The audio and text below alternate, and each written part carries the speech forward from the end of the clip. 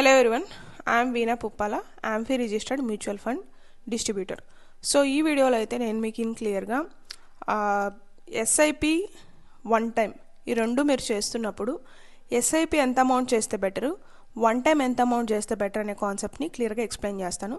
So మీరు కనుక video first time చూస్తున్నట్టయితే డెఫినెట్గా ఛానల్కి అయితే సబ్స్క్రైబ్ చేయండి. యాజ్ ఆఫ్ నౌ నేను ఈ పర్టికులర్ వీడియో రికార్డ్ చేసినప్పుడు 894 సబ్స్క్రైబర్స్ అయితే ఉన్నారు, సబ్స్క్రైబ్ చేశారు ఛానల్ని.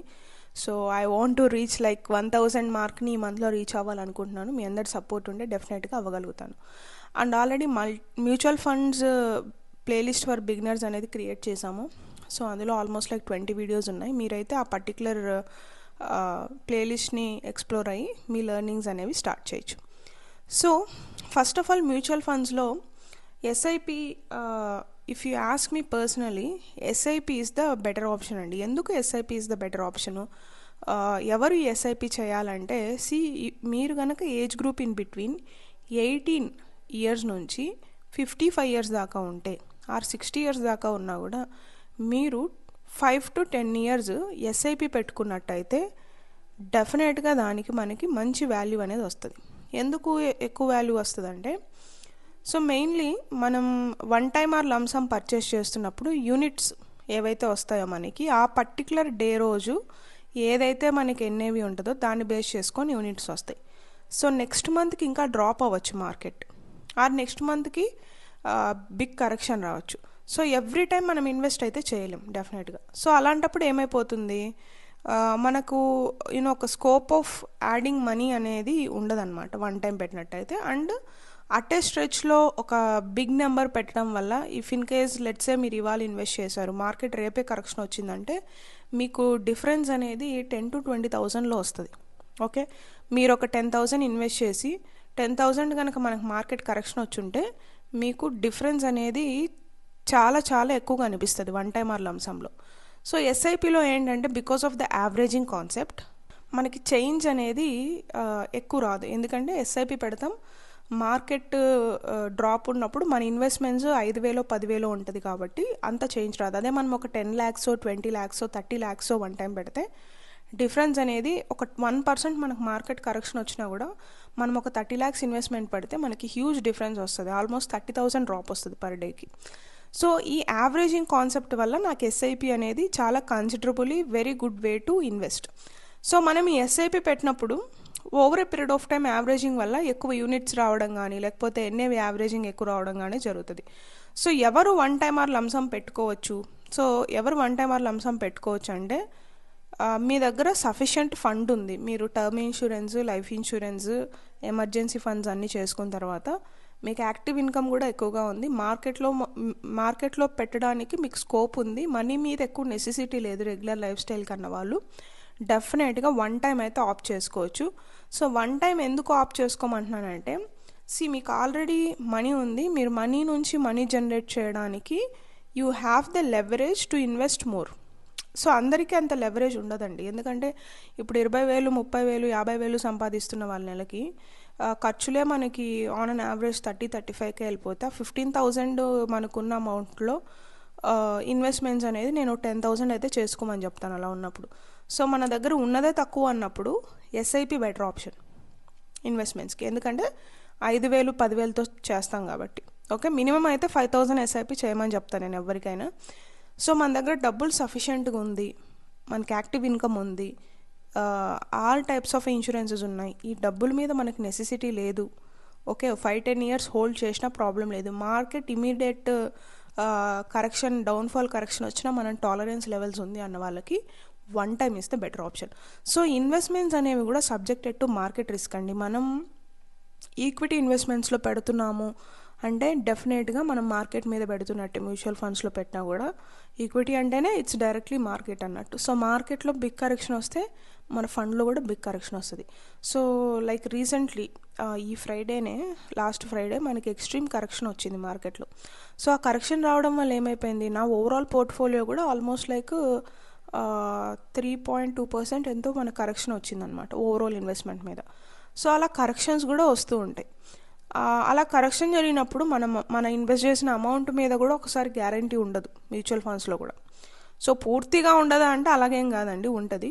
సో మ్యూచువల్ ఫండ్స్ అనేవి కూడా ఏంటంటే జస్ట్ మీరు ఇలాంటి ఎడ్యుకేషనల్ పర్పస్ వీడియోస్ చూసి ఇన్వెస్ట్ చేయడం అయితే కరెక్ట్ కాల్ కాదు.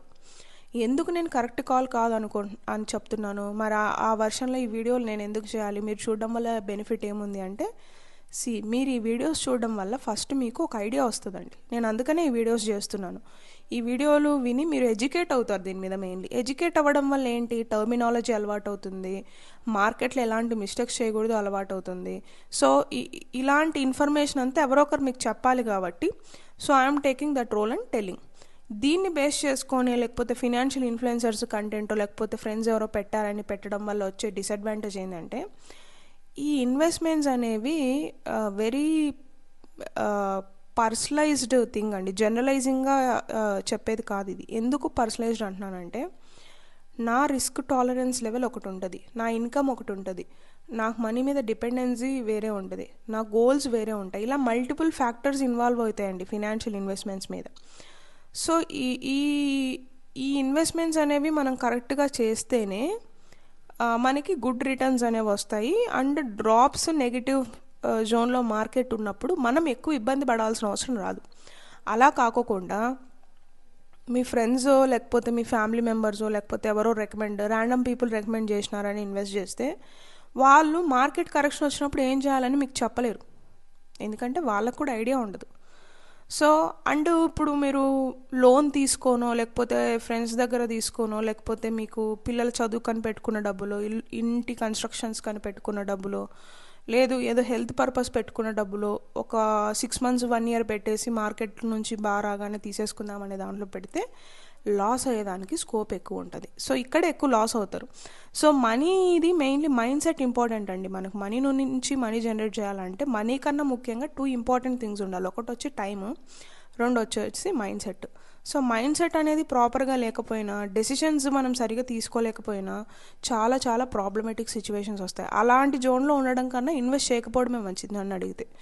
ఇప్పుడు మనం ఇన్వెస్ట్ చేసేదే మన ఫ్యూచర్ మంచిగా ఉండాలని చెప్పి ఉన్న డబ్బులంతా తీసుకెళ్ళి పెట్టేసి మీ రెగ్యులర్ నీడ్స్కి మనీ లేక దాని లాస్ట్లో తీయాల్సి వస్తే what is the point of investment అండి? సో దెర్ ఈజ్ నో, అలా చేయకూడదు. That's wrong way of doing things. Okay, so there is no more, there is no less అండి. It is always the right. So ఆ right వేలోనే మనం చేయాలి. ఎక్కువ చేయకూడదు, తక్కువ చేయకూడదు, ఎవరినో చూసి ఎక్కువ మనం ఇన్వెస్ట్ చేయకూడదు, అస్సలు చేయకుండా కూడా ఉండకూడదు. సో రైట్ అనేది it differs from person to person. నాకు ఒకటి కరెక్ట్ ఉంటుంది, మీకు ఇంకోటి కరెక్ట్ ఉంటుంది.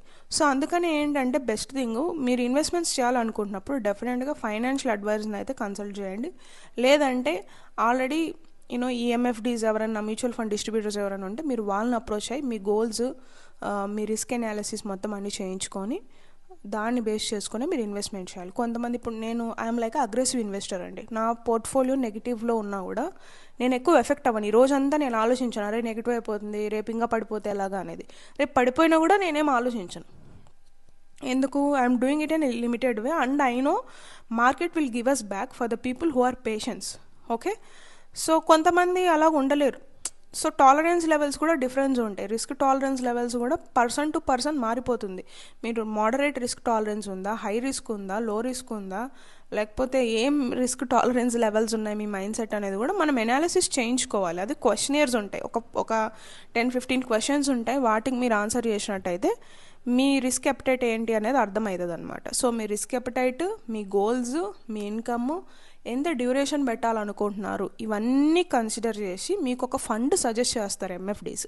So that's why I recommend MFDs కానీ లేకపోతే ఫైనాన్షియల్ అడ్వైజర్స్ని కానీ మీరు అప్రోచ్ అయిన తర్వాతనే ఇన్వెస్ట్మెంట్ చేయండి. ఈ వీడియోస్ ఏంటంటే మీరు ఎడ్యుకేట్ అవ్వడానికి, ఇప్పుడు వాళ్ళు ఏదో చెప్తున్నారు మీకు అర్థం కావాలి కదా, సో అర్థం కావడానికి ఈ వీడియోస్ హెల్ప్ అవుతాయి. అండ్ టర్మినాలజీ అలవాటు అవుతుంది. ఇలా వింటూ మీకు కూడా over a period of time market ఎలా ఉంటుంది ఏంటి, మీ మైండ్ సెట్ మారడం, ఇలాంటివన్నీ కూడా జరుగుతాయి. Okay, so that's it in today's video. I hope నేను ఎవ్రీడే ఒక వీడియో అయితే పెట్టడానికి ట్రై చేస్తున్నానండి మ్యాక్సిమం. చాలా times I make sure at least ఒక షార్ట్ కానీ ఒక ఫుల్ లెంత్ వీడియో అయితే పక్కాగా ట్రై చేస్తున్నాను ఎవ్రీడే. ఇఫ్ ఇన్ కేస్ ఏదైనా ట్రావెలింగ్లో ఉండి అది మిస్ అయితే ఒక షార్ట్ అయితే పక్కాగా నేను పెడుతున్నానండి. సో డెఫినెట్గా ఛానల్కి అయితే సబ్స్క్రైబ్ చేయండి. That is the only encouragement I'll get from you people. మీకు ఏదైనా సర్వీస్ ఇన్వెస్ట్మెంట్స్ లైక్ ఇన్వెస్ట్మెంట్ సర్వీసెస్లో ఏదైనా మీకు ఇన్పుట్స్ కావాలి అనుకుంటే స్క్రీన్ మీద కనిపించే నెంబర్కి అయితే కాల్ చేయండి. నేను 5 days వర్క్షాప్ కూడా కండక్ట్ చేస్తున్నానండి ఫర్ బిగినర్స్. మీరు కనుక మీ ఇన్వెస్ట్మెంట్ జర్నీలో ఫస్ట్ స్టెప్ తీసుకొని నేర్చుకోవాలనుకుంటే ఆ వర్క్షాప్కి మీరు అటెండ్ అవ్వచ్చు. సో ఈ వీడియో కింద ఉన్న డిస్క్రిప్షన్లో లింక్ అయితే ప్రొవైడ్ చేస్తున్నాను, వర్క్షాప్ లింక్. మీరు క్లిక్ చేసి 799 ఉంటుందండి, దాన్ని కంప్లీట్ చేసేసి ట్రాన్సాక్షన్ కంప్లీట్ చేసినట్టయితే మీకు ఇన్స్టెంట్ యాక్సెస్ వస్తుంది అండ్ లైవ్ క్లాసెస్ కూడా మీరు ఎప్పుడైనా అటెండ్ అవ్వచ్చు. సో దట్స్ ఇట్ అండి. See you on the next video. Have a great growth.